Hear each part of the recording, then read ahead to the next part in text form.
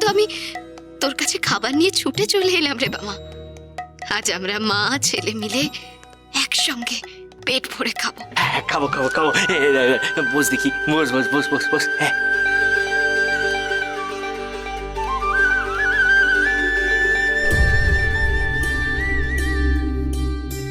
মারে, তোর এত দয়া, এত কৃপা রে মা। আমরা অভুক্ত আছি জেনে তুই নিজের হাতে করে খাবার নিয়ে এসেছিস। খ্যাপা ছেলে আমার। মা কি কখনো তার অভুক্ত সন্তানকে না খাইয়ে নিজে খেতে পারে? আজ আমি নিজের হাতে তোকে খাইয়ে দেবো বাবা। দিবি? দে দে দে দে দে দে। এই নে, জয় তারা জয় মা তারা, এই নে। জয় বাম জয় মা তারা। তোর রাঙা পায়ের জবা হয়ে থাকবো আমি পড়ে, মা তোর রাঙা পায়ের জবা হয়ে থাকবো আমি পড়ে। তারা তুই ছাড়া কে শান্তি দেবে এমন জীবন জুড়ে? তারা দাঁড়া রে মা, দাঁড়া, এবার তোকে খাইয়ে দি। দাঁড়া, এমন জীবন জুড়ে। নে রে মা, বড় করে হাঁ করতে দেখি। তারাপীঠ মহাপীঠ, তারাপীঠ মহাপীঠ, তারাপীঠ মহাপীঠ, তারাপীঠ। জয় তারা জয় মা তারা, জয় বাম জয় মা তারা, জয় তারা জয় মা তারা, জয় বাম জয় মা তারা। দেখ বাবা, তোকে এখনো অনেক লড়াই করতে হবে। এত সহজে এই কাজ মিটবে না।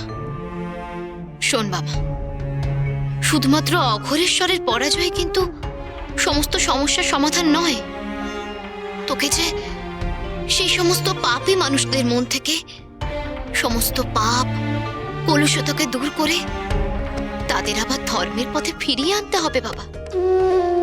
একমাত্র তোর বিশ্বাস আর ভক্তি পারে তাদের আবার সঠিক পথে ফিরিয়ে আনতে। এই নে বাবা, একটু পরমান্ন খা।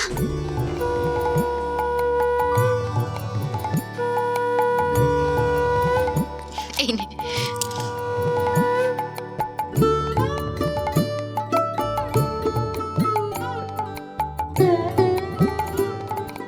আর খাবো না রে মা, পেট ভরে গেছে। সত্যি বাবা, আজ আমিও অনেক দিন পরে তৃপ্তি করে একটু খেলাম। এবার আমি আসি বাবা। এসো গো বড় মা, এসো গো। পেন নাম গো মা, পেন নাম গো।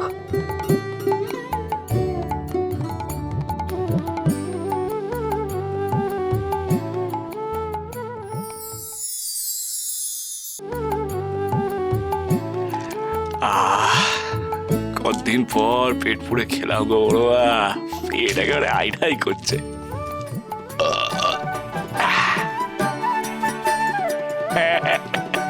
ও বাবা ঠাকুর, এখনো তো রান্নাই চাপেনি, তুমি ঢেকুর তুলছো কেন গো? বলি খেলেটা কি? কি পরিতৃপ্তি রে গদাই, কতদিন পর সুস্বাদু খাবার খেলাম রে। আর কেবল কি আমি খেয়েছি নাকি রে? দেখ দেখ দেখ দেখ, তোর জন্য সব রাখা আছে রে।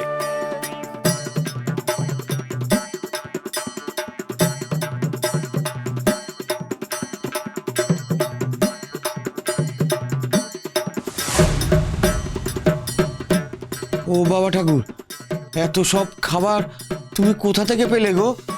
এই মরেছে, কি বলি আমি এখন? গদাইকে তো সত্যি কথাটা বলা যাবে না। কি হলো, চুপ করে আছো কেন গো? বলো না কোথা থেকে পেলে। দুস শালা, তুই আম খাবি খা না, তোর গাছের খবর নিয়ে কি দরকার রে? রাখ রাখ রাখ, ওই কাঠগুলো রাখ, এখানে এসে বস। খা খা খা লিখি খা।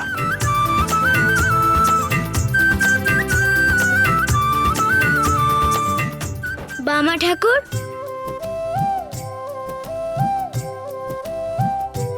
এ কি যোগেন্দ্র, তুমি? উমা, তোমার হাতে কম্বল কেন গো? মা আজ সবাইকে কম্বল দান করেছে, আর এই 3টে কম্বল তোমাদের জন্য পাঠিয়ে দিলেন। দেখেছিস কথায় অন্নদা দিদি আমাদের ঠান্ডা লাগবে ভেবে কম্বল পাঠিয়ে দিয়েছে রে। এবার নিশ্চয়ই অন্নদা দিদি আমাকে ক্ষমা করে দেবে রে। তোমরা খাচ্ছিলে বুঝি? হ্যাঁ গো ছোট কর্তা, তুমি খাওনি? না। সে কি গো? হ্যাঁ এ কথাই কম্বল ধর, কম্বল ধর ছোট কর্তা। বসো আমি সময় একটু খাইয়ে দিব নিজের হাতে। হ্যাঁ বসো দেখি, বসো। এ না একটু খিচুড়ি খাবে? নাও দেখি, হা করো তো।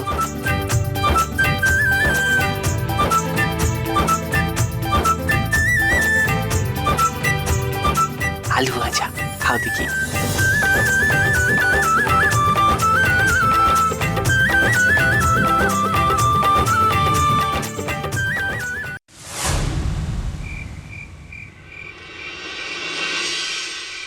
ওদের সব দুর্গতি আমি দূর করে দিতে পারি,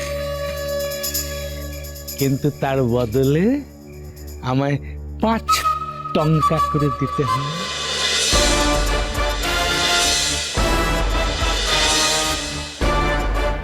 প্রভু, আমরা গরিব দিনমজুর প্রভু, এতগুলো টাকা আমরা দেব কোথা থেকে? তাহলে মারো, এই দুঃখ দুর্দশায় পচে মারো। পরে আবার কাঁদতে কাঁদতে বলতে আসিস না আমায় যে আমি তোদের উন্নতির রাস্তা বলে দিইনি। কিন্তু প্রভু, আমরা যে অপারগ প্রভু, আমরা দিন আনি দিন খাই, এত টাকা আমাদের কাছে বিলাসিতা প্রভু।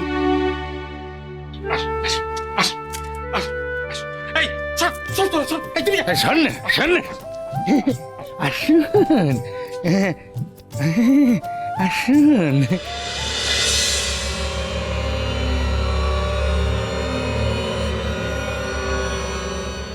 ঠাকুর, ঠাকুর ইনি হলেন রামপুরহাটের বণিক শ্রেষ্ঠ।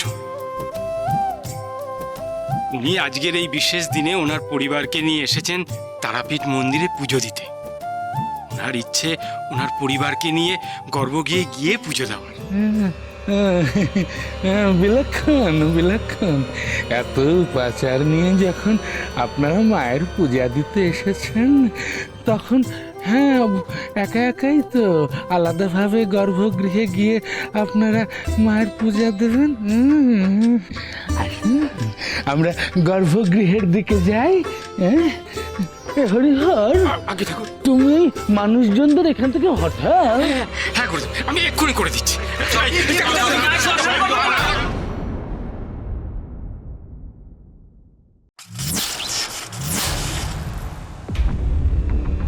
সাবধানে পা ফেলতে হবে, নইলে আবার বিপদ হতে পারে।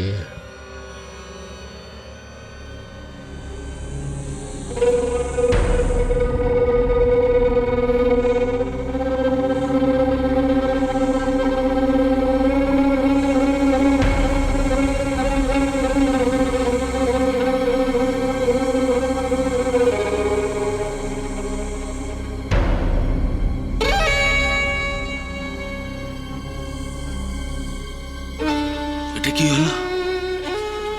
এখন তো কেমন অনায়াসে সিঁড়ি দিয়ে উপরে উঠে এলাম। কোনো দুর্যোগ তো ঘটলো না। অঘরেশ্বর, আজ তুই সিঁড়ি দিয়ে উঠতে পারলি বলে খুব অবাক হয়ে গেছিস, তাই না? কেন তুই উঠতে পারলি জানিস? কারণ তোর মতো অধার্মিক যেখানে থাকে সেখানে আমি বিরাজ করি না। আজ শুধুমাত্র বামা এসেছিল বলে আমি সেখানে বিরাজ করছিলাম, কিন্তু গত 7 বছর ধরে যে আমি মন্দিরে বিরাজ করিনি তা তুই বুঝতেও পারিসনি। মহাপীঠ